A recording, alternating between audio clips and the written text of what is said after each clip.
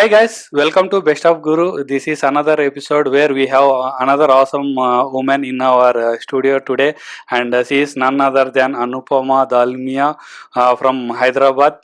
We both reside in Hyderabad, so I am very happy that I am introducing another city mate in this channel today. She is a engineering graduate, and also she is a blogger, author, writer, and also she has won so many awards like Rex Karamveer Award and also multiple awards in blogging, and she also writes some articles to one of the top blogs like Mom Presso and Women's Web. Let us welcome Anupama Dalmia to our channel. Hi Anupama ji. Hi, and I'm very glad to be on your channel, and thank you so much for inviting me. And I hope I'm audible now, and I hope my video is clear Yes, because yes. there was some issue earlier. Yeah. Yes, so yeah, thank you so much for inviting me. Yeah, thank you so much, and I am very happy that you have given such a valuable time for me.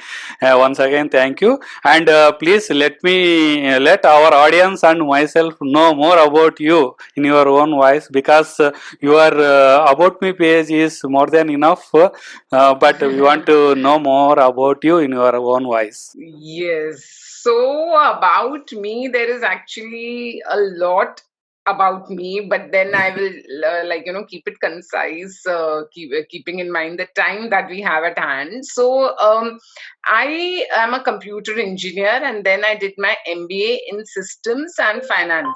So what happened was, so I got placed in Infosys through my, campus placements, and I was very happy because that time Infosys, of course, it was a dream company for me and for many others whom I knew. Hmm. So I was very happy. I had a 6.5 years stint at Infosys, and what happened is that I was very happy there. Unlike it wasn't that I was frustrated with my job or something. I was having a very good time in Infosys. I had a very good career there. I was enjoying my work, but at the same time, I have always been a very creatively inclined person from my childhood. I think somewhere that passion was calling me, and I felt a certain void. Like I was thinking whether this is something really I want to do. I also wanted some kind of flexibility in my work because corporate was getting very, very hectic. So keeping everything in mind, I decided to resign, and my husband, of course, was very supportive. He's been a very strong support in my entire journey. But there was a section of people who felt that what I was doing was really silly, and I mean, they felt that, oh, you're leaving such a well-paying job for what, like for nothing. So they didn't get that. Yes, And but I feel that we obviously. should always, yeah, but I feel that we should always do what we have to do because people will keep changing their opinion. For Yes, example, yes. those same people today are very proud of me. They say, oh, we are so proud of what you've done. So people change their opinion. So I think ultimately they shouldn't be driving our decisions. It should be what we feel is appropriate for us to do. So with support from my husband and of course my family, I resigned from my job, and I at that point I knew I had to follow my passion, but I did not have a very clear, decided, path that, okay, I have to do this or that. I thought, okay, let me just take things as they come, one thing at a time. So I am a trained dancer, and of course I'm very passionate about dancing. So I started my career as a dance instructor.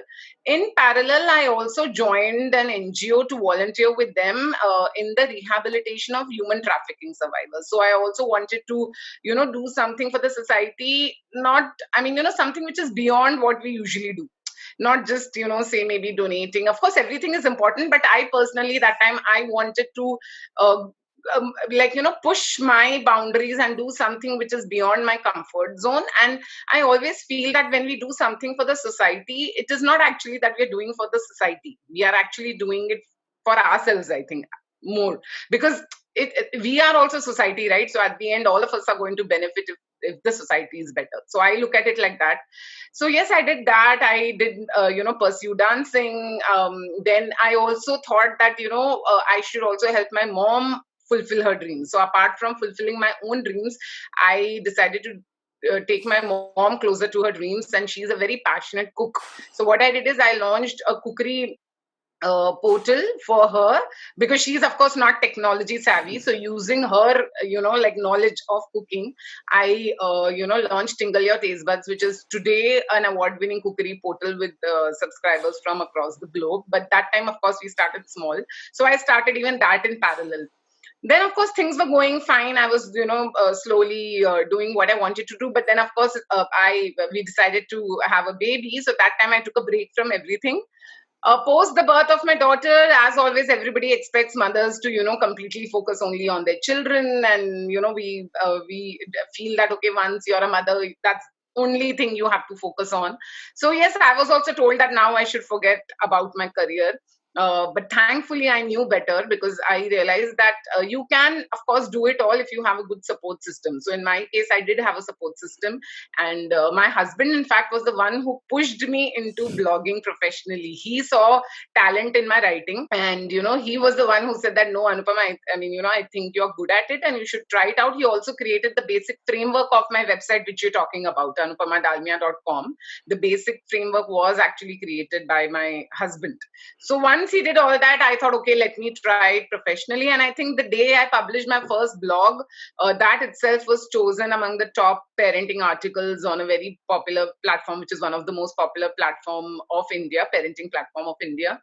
So, but that's it. There was no looking back. I think once I started writing, everything else, my entrepreneurship, like, all the 3 ventures that I run, and my writing work or anything else, things just kept happening, I think, one after the other. Like they say, it was all destined to happen. And my career, thankfully, by the grace of God and everybody else who have been such a huge support, my readers, my friends, family, everybody, I think I am more than satisfied with the way things have turned out. Very good.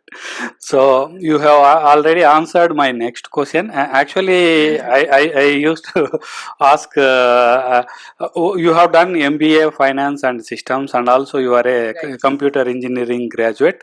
Yes, So yes. my question is, why shouldn't you start a tech blog or a finance blog? Instead, you have started this, but you have answered that you are passionate about personal stories and health and all.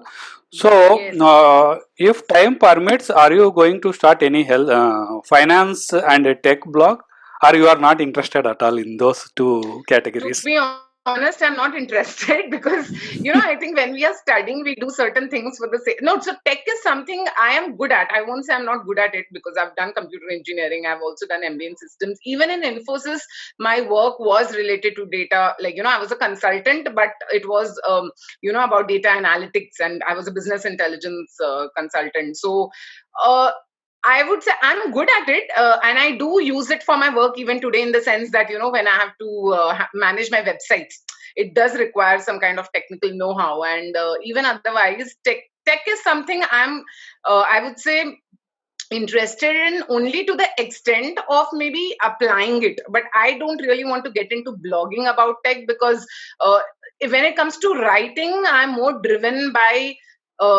emotions. Right, like, I mean, even if you read my work, or if you read whatever I write, there is a lot of feeling into it, and that is not possible if I write about things like finance and tech. So that's just that.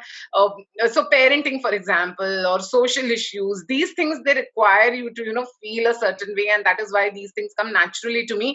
In fact, even travel is something I can write, because even in travel, there's a lot about the feel you write, right? Like, say Yeah, something about actually, we want to travel and then we have to feel about it and write it. yes, It's yes. a very So these difficult thing. things I can write about. Yeah, yeah. But technical and finance, definitely, I'm not at all interested as of now. Future, I think nobody has said the you future. got some awards also in Infosys, like you have done some SAP project, or Yes, yes, yes, I think yes. you might write on those things to help some I've new forgotten tech everything, to biz. be honest. It's been many years. But, actually, interestingly, the SAP thing which you mentioned, so it was a SAP World Tour, okay? And I had to go to Melbourne for a presentation. It was a major presentation. I had to represent my company there in the SAP HANA was just coming up that time, so SAP HANA presentation. Hmm. And actually, that is when I decided to resign. So that So presentation at went the very peak well. time you have resigned.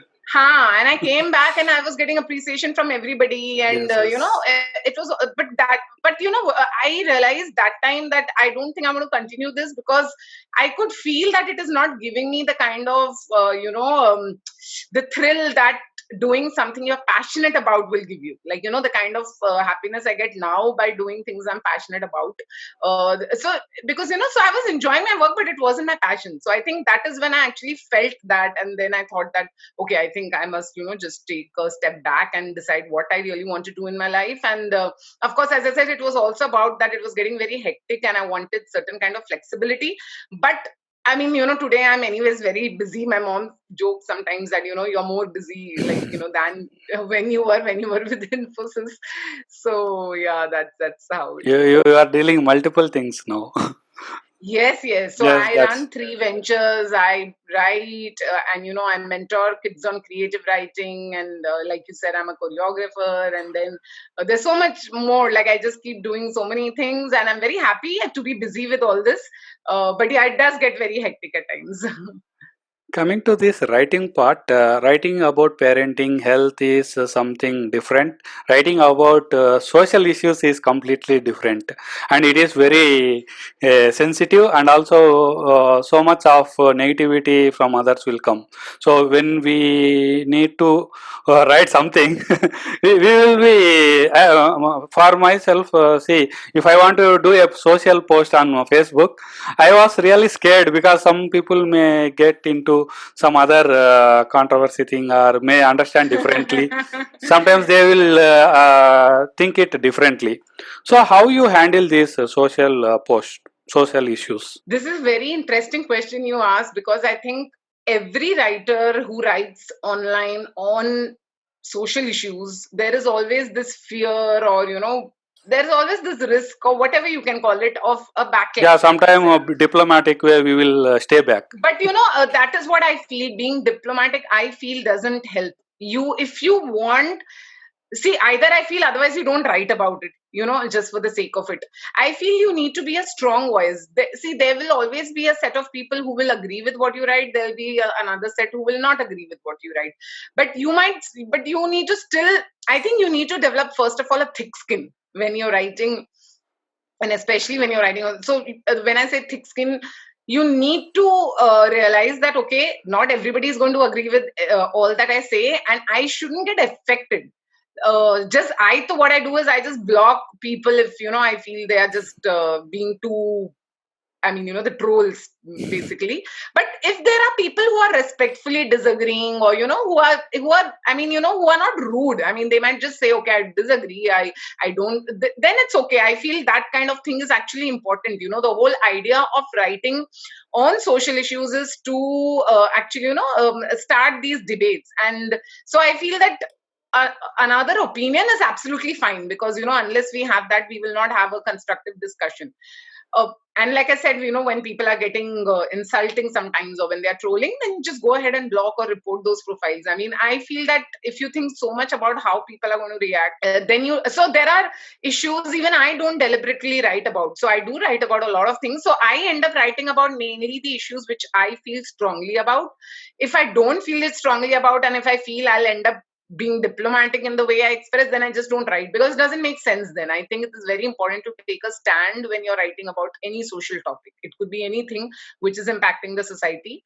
But yeah, I mean, so, and I feel another thing is that, which I noticed today is we undermine the intelligence of others a lot. Like, we'll always feel, oh, my opinion is the best opinion. And, like, we tend to do that. Like, somebody who doesn't agree or has a different, we tend to feel they're idiots, or, like, we tend to undermine their intelligence. I think this is something we need to really learn, not just for writers, I think for everybody, that we don't have to undermine anybody's intelligence by, I mean, all of us are learning at the end of the day. There is just so much we are exposing ourselves to in terms of, like, understanding how things work. And so I personally feel that the moment you realize this, that it's okay, I have a certain view based on what I understand and know, and maybe tomorrow it may change also. You never know. Like, even I also, over the years, I've also changed. All of us change, all of us evolve.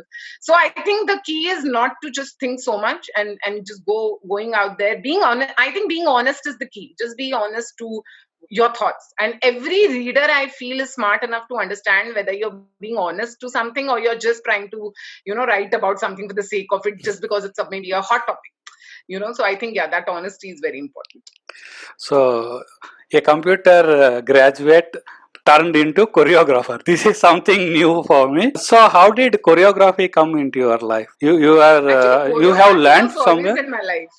Yeah, so writing in fact happened later, but dance was always in my life, in the sense that my mom says that, from when I was 3 years old, I used to keep dancing. She's like, you always used to keep, dancing anywhere music bajta tha and Anupama will start off, so it was like that. And then I'm a trained Bharatanatyam dancer. So, like, when I was a child, I did learn Bharatanatyam for long. I also learned Kathak a little, but I remember I was not able to complete that. So I don't really count that as being trained.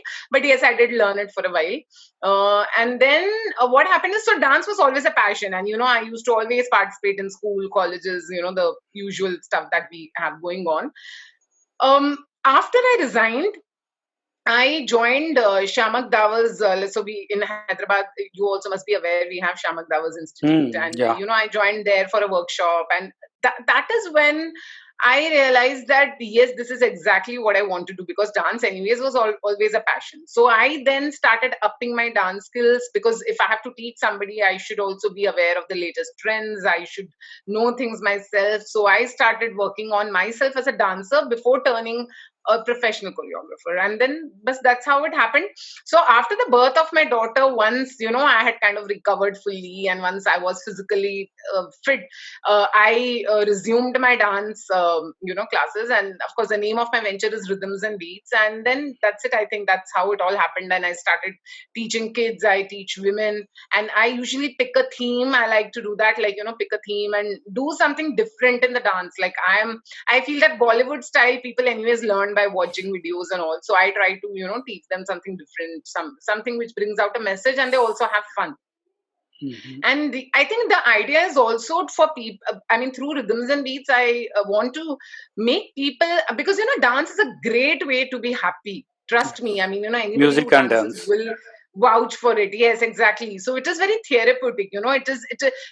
I think you overall emotional and physical well-being of a person can be greatly improved if you're regularly into dancing. So I also want to use this as, like, means to promote the well-being of people via the medium of dance, which is so much fun. It's just that, fun way you can be fit.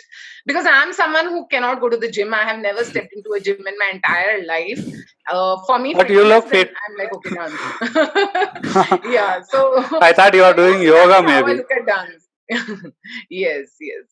So yeah, and then I do events also. So I've done some, one of its kind events here in Hyderabad. I did a dance marathon once. Then we did a dance relay. We do all this usually using during Ganpati festivities, Okay. because that time So usually we drums, have this. so heavy drums will Yes, be there. but of course this time nothing happened, because Yeah, unfortunately, Corona. because of the situation. Yes, yes. So yeah, that's so dance So was what type something of I events you have done? Any popular? so we did a dance marathon once, where I made about 120 people dance, in the sense that, so it was like a competition, fun competition, where you have to dance continuously. The music keeps playing like a DJ, like I prepared a mix, and uh, whoever kind of stops or gets tired is out. It's basically like, well, the last person standing wins.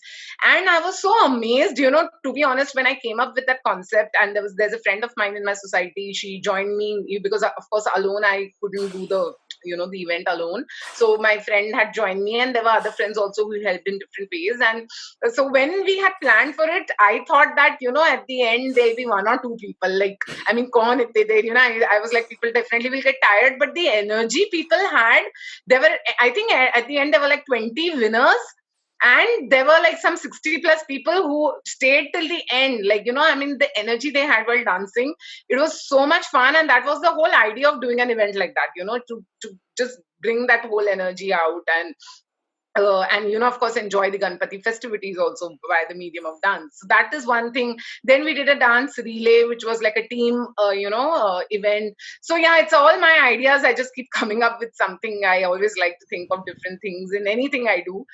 Even with the work I do with kids at Beyond the Box, I keep thinking of different things. So yeah, that's what I do even in dance. So how about now it's COVID-19, how you are managing this? Online classes or stopped Yes. or temporarily? So when the COVID like the lockdown happened, I initially I didn't I kind of took a break. I thought, okay, because initially I didn't realize that it will like become so bad. I mean, I thought maybe it's a matter of couple of months, like many people. So I just stopped everything. I thought, okay, let me also take a break because I have also been working nonstop, for many years. And I thought, okay, maybe I should also take a break that way and spend time with family. And I did that. But then when I realized that, okay, of course, now, I mean, the situation is so bad and nothing much can be done. Then I decided that, okay, so May onwards, I started everything online. So basically, all the work that I'm doing now, I'm doing online. Dance, of course, has taken slightly a backseat, I would say, because somehow online I'm not very comfortable. I mean, I just can't. I mean, I did do a workshop. In fact, I did a corporate dance workshop as well, but it's not giving me that kind of you can say high whatever, I mean, doing it online. But I guess there's no option. So there's a dance event also which I'm planning probably the next month. So it's going to be like an online dance festival. So I'm still like in the initial stages of planning, but yeah, I mean, so this is something I was actually planning to do physically. Like, I mean, I was planning to book a place and do an event like that, but now that ain't happening this year. So yeah, I think that's how I'm managing with respect to work. Yes, whatever possible online, I'm doing that. So coming to your mentor part, you are also a mentor. You used to mentor students or what type of? I saw some of your pictures in Facebook. You went to some colleges and all. So you Yes, are giving yes. something. So what exactly is that? So now, like I said, so many things in my life just happened. So I was, of course, a writer, and in my society, I live in a gated community. It's a big gated community, and a lot of my friends, they used to say that, see, we have all kinds of classes happening here, but there is nothing much which happens on something like, say, creative writing. Like, there's nobody, there's like, nobody really who guides kids on creative writing, or, how they can write better, maybe. And so there was a push from my friends actually initially to conduct such classes for kids, because I have always been very comfortable with kids. Kids, working with kids comes very naturally to me, and I gel very well with kids. In fact, I always say that they are more like my friends rather than my students. So they knew that I have a very good rapport with kids, and that's why my friends, they kept saying that, why don't you do something? So in the year 2017, during summer vacations, I thought that, okay, let me just do a workshop first and see how it goes, how I like it, how kids respond. And the workshop was a huge hit. I loved it. The kids enjoyed. So I did a workshop with 25 kids on creative writing and using, uh, I realized at that time during that workshop is that writing is something which kids do not get exposed to the correct way. What happens in school, it becomes very academic. This is the topic, write in these many words, you will get these many marks. So the creativity, that gets limited sometimes. They don't get the opportunity to completely, bring that creativity out, to think without any inhibitions at all. And I don't blame schools for that. Of course, they have a curriculum to follow. Even then I realized that even adults tend to do that. You write a story on this, this end is not good, maybe you should do this. So I felt that kids don't get that environment where their creativity and their potential, they don't bloom to their full potential. So, and during that workshop, I decided that, okay, I think this is something I am actually enjoying doing. This I really feel about it. So let me do regular classes. So I started doing regular classes. Then it, through word of mouth, just the positive word spread, and I started getting invited to schools, colleges, corporates for workshops on creative writing, communication, written communication, all of that, vocabulary building as well. Then, as I told you, I started coming up with many new ideas also, like, of how creatively kids can get involved in fun activities to learn. That's always, my goal. So it just so happened that the work started growing in that space where there was a lot of demand for it. And that's when I came up with my own venture called Beyond the Box last year in January. And now I have a small team helping me on different aspects. So the classes are still conducted by me, but then I have people who help me with the graphics, others. So I have expanded this to a very large space where it's not just about the classes. So, for example, we have come up with a book which has stories written by children. We keep doing a lot of initiatives, contests. So, it's a very holistic approach that I take.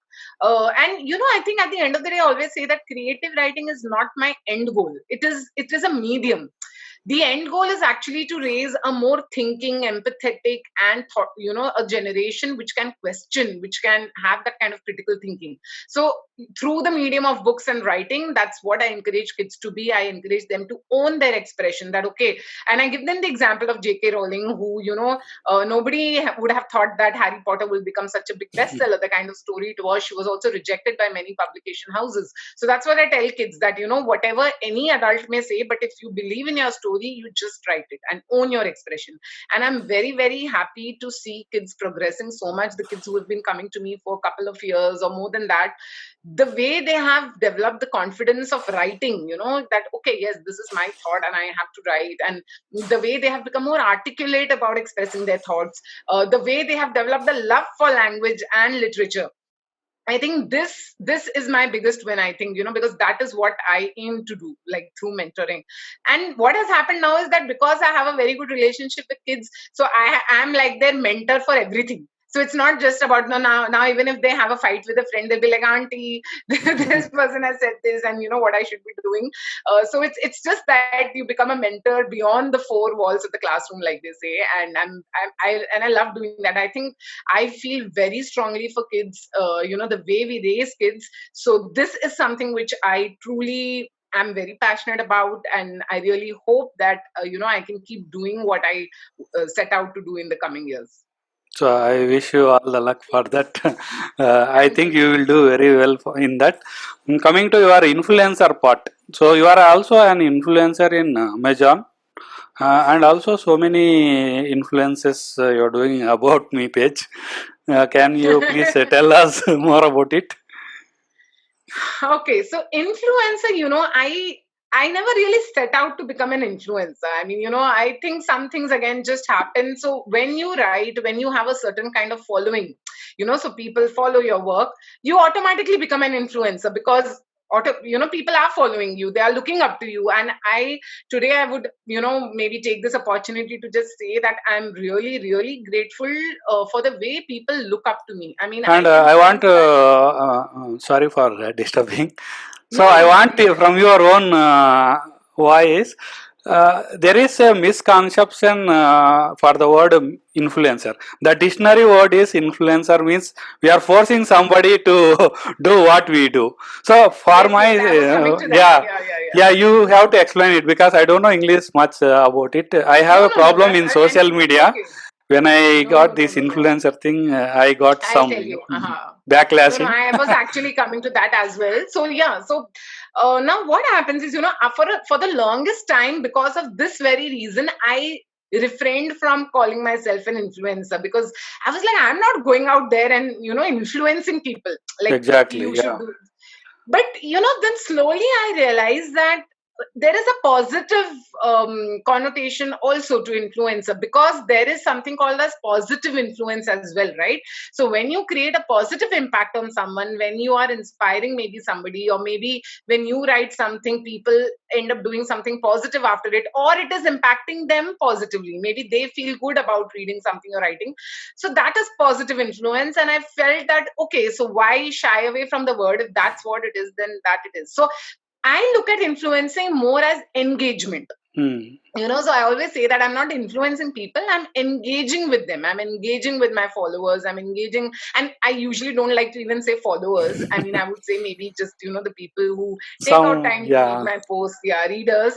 So when you say engaging, it automatically becomes positive, right? Because when you're saying engaging, we are saying that okay, yes, you are actually trying to have a constructive conversation on something with some reader who is following you. You are trying to constructively engage them into a certain thought process. You are trying to hear them out. It becomes, when you say I think when you say only influence, it becomes a one way thing. But the moment you say engagement, it becomes a two-way thing, and that's why I prefer saying that I engage people. And so that's so, like I was saying, when you have so many people looking up to you, and I'm really blessed that there are people who respect me so much that if I say something for them, that is enough, that Anupama has said Yes, this, so yes. then I think this will be true, or maybe this will be authentic. Like, for example, sometimes I do make posts for some campaigns or initiatives where we are trying to help people.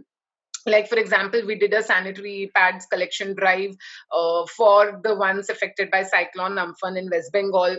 There was a for a particular region.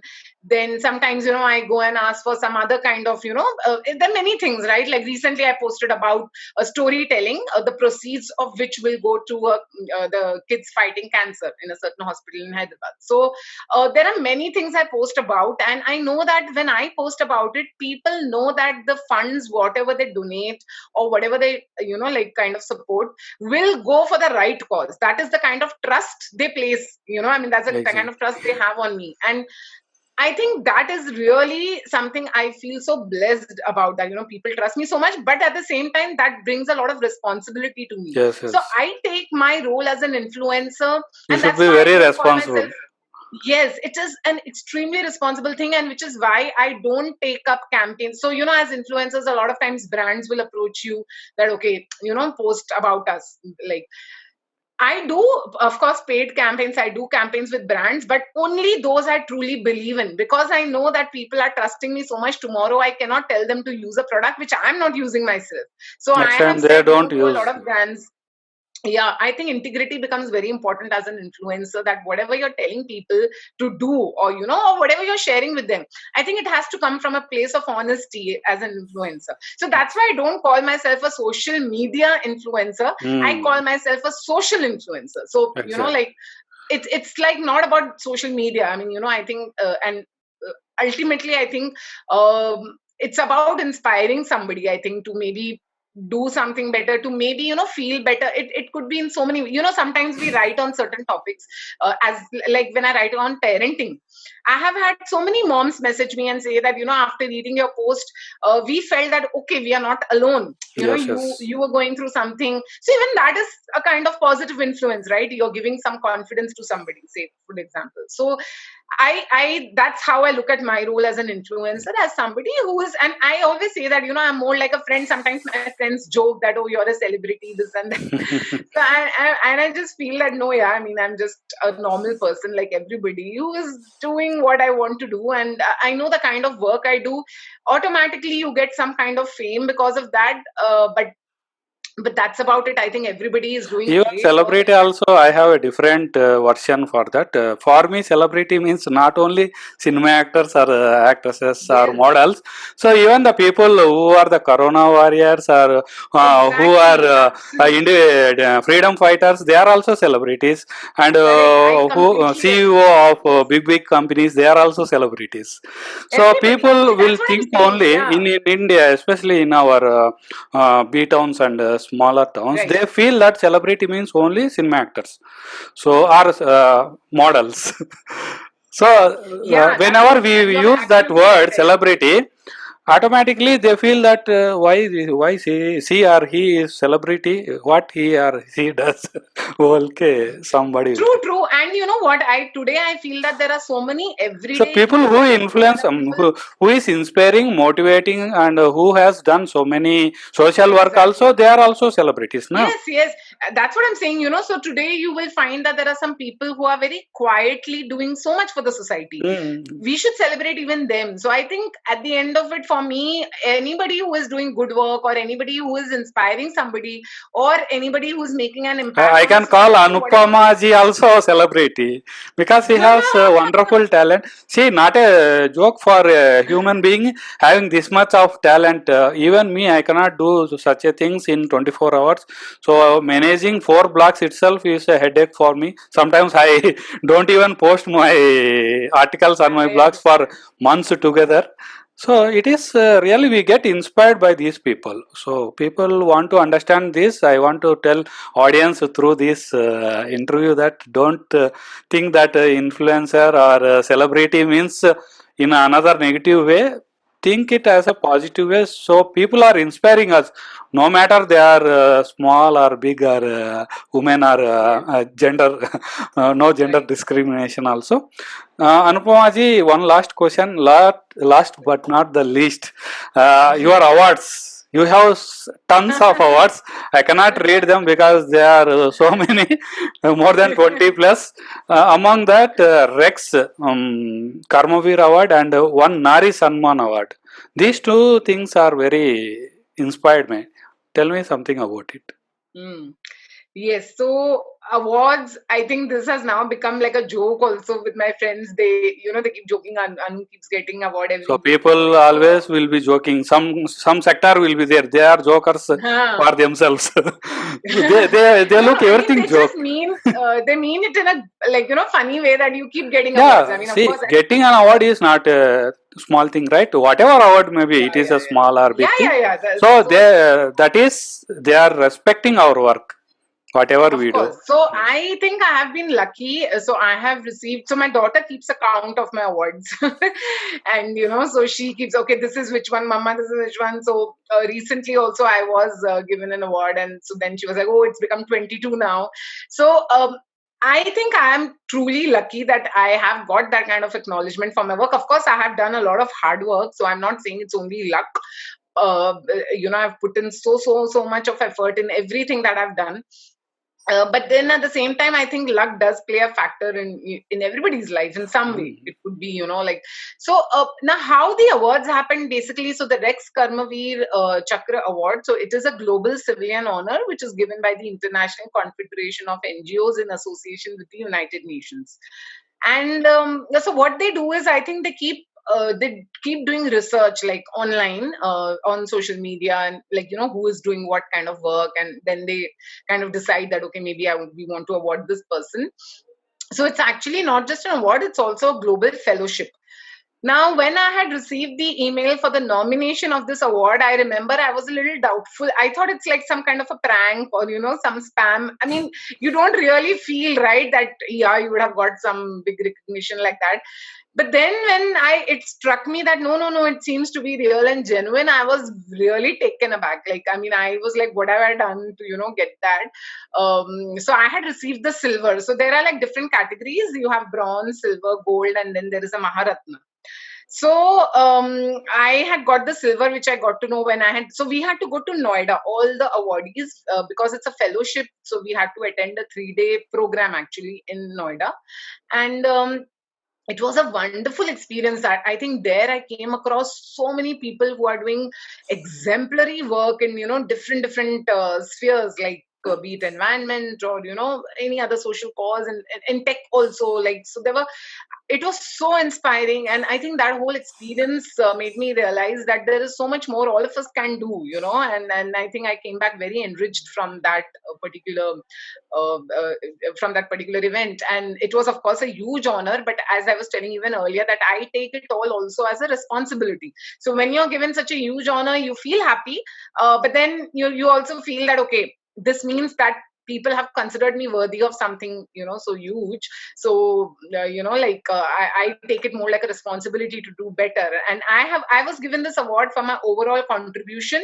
um, as a change maker in the society, as a writer, and as a mentor. So the work that I had been doing with children to transform their lives, and the way I have been working with them, I was recognized for that. And I also was recognized for the work that I had been doing with women. So at an informal level, I have been helping a lot of women, who are suffering from, say, like from mental health issues. Like, I guide them to professionals who may be good, who may be trustworthy. I've also been helping women set up businesses. Sometimes, they don't know how to go about it. So, all informal, like nothing formal there. So I was helping them set up businesses. I was helping them also, like sometimes women, they might have some issues, but they don't have anyone to go and share. It could be small issues related to their life. So I was just informally, as a friend, I was helping them just by listening to them, comforting them. So there was a lot of work I was doing with women, and yeah, so even for that I was recognized. Now, coming to the Nari Samman, I think Nari Samman is very special for me because I shared that award. I mean, even my mother was awarded Oh, good. at that time. So for me, that was I think because my mom is one of the biggest influences in my life. She is, of Mhm. course, somebody I've learned so much from. She's the one who has shaped me, to be what I'm today. She's a very talented woman. I mean, apart from being my mother, of course, everybody loves the mother, but she's really a wonderful human being and extremely talented. So for me to receive that award along with her, I think it was an experience both of us really cherish. I remember also that award event for Nari Samman. It was supposed to happen in Calcutta on Women's Day, and we were all in Hyderabad that time. So initially I thought that okay, I'll ask mom to go and get my award also, because I wasn't sure if I'll be able to travel. And then I remember my mom was like, I want you to travel and I want that we both accept that award together. That moment may not come again in life, that kind of moment. So I said, okay, fine. So, yeah, so we both traveled, we both were recognized. So my mom was recognized because so my mom turned an entrepreneur at an age when everybody retires. As you know, I was telling you about our cookery portal at the beginning. Mhm. So she's of course the chef and one of the co-founders of Tingle Your Taste Buds. And apart from that, my mom has very actively been involved in helping. Like I remember my mom is such, that when they were in Vizag, so initially my parents in between for a few years they were in Vizag. I remember, so we were in a bungalow, and usually the workers, right, the construction workers or people who are doing so they used to come there for different kinds of jobs. And when they would feel tired, they would come to my mom every day that okay, thoda sa chai milega kya and all. And I used to think, yeah, every day my mom is making tea for like so many people. And I was like, why don't they go to anybody else? And my mom said they do go, but nobody helps them. And she feels theek hai, I mean. And I used to see, I realized these small things go a long way. I think, I mean, you don't always have to do very big things to change society. Even small gestures like this, how many of us do it? So she has always been someone like that. And whatever streak in me, I think the positive streak that has come with respect to thinking about society, or about others, I think that has come from her only. I mean, it's all hereditary. I don't think I do even half of what she has done her entire life. So yes, that's about the Nari Samman Award and the experience of being recognized along with my mother. Very nice indeed, and also very inspiring, because taking award along with your mother is always Right. memorable thing. Yes. And so, how about COVID life? What are your future plans? COVID life, to be honest, I don't know how COVID will be in the future. So I think I'm not really thinking too much about the future plans. So what I do is I plan a month in advance. That's all I'm doing as of now. So at this stage, I know what I'm doing next month. But beyond that, even I don't know anything. And I am, anyways, even before COVID, I was a person who doesn't plan way in future, like way far. I mean, uh, I'm more of a next step person. So I generally focus on, okay, what are the next steps I want to do. So like I said, when it comes to dance, I'm planning this online dance festival. Then when it comes to Beyond the Box, of course there's always so much going on. This year itself I came up with a lot of new initiatives which have never been done by anybody else in India. So that, of course, is happening and will keep happening. And when it comes to my own writing, I'm working on a book for children. So I'm an author, and this is one book I have been working on for a while now. I just couldn't get time to kind of wrap it up, and I hope that this year I'm able to do that.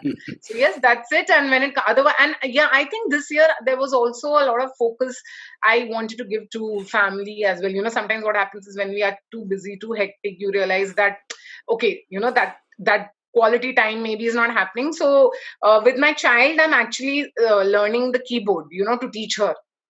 So I learn some of the tunes and then I teach her playing the keyboard.